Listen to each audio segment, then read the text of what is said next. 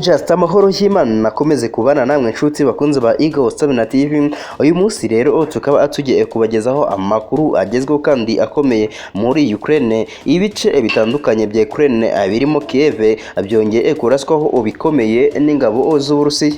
Yego koko birashoboka ko ari ubwa mbere ubonye video zacu, byabyiza ukanze subscribe ye kamanuka gato ugakanda no kunzogera kugira ngo utazigera ucikwa n'amakuru tuba twaguteguriye umunsi ku wundi. Ikaze. Ibiro ntaramakuru by'Abanyamerika byatangaje ko mu gitondo cyo kuri wa mbere mu murwa mukuru wa Ukraine habyukiye urusaku rw'ibisasu.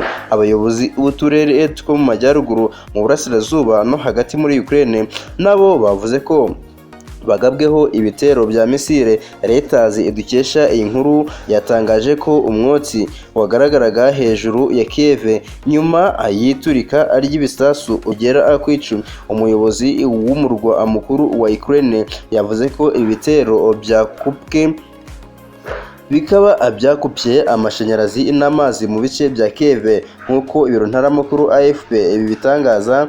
Vitali Klitschko yanditse kuri Telegram ati agace ka Kiev nta mashanyarazi n'uturere tumwe na tumwe nta mazi nyuma y'ibitero by'Uburusiya. Umuyobozi w'akarere ka Kiev Ihori Tereko yavuze ko uyu mujyi warashweho misile ebyiri zibasiye ikigo cy'ibikorwa remezo gikomeye. Uburusiya bwakajije umurego mu bitero bya misile mu byumweru bishize nyuma yo gushinja Ukraine kuba inyuma y'iturika ry'ikiraro gihuza Crimea n'Uburusiya. Izi misile zije nyuma y'iminsi ibiri Uburusiya bushinje Ukraine igitero cya drone ku nkombe za Crimea. Uburusiya bwatangaje kandi ko bwahagaritse uruhare rwabo mu masezerano y'umuryango w'abibumbye yo guha inzira amato atwara ibinyampeke avuye muri Ukraine. Eagle Stamina TV, hasta la vista.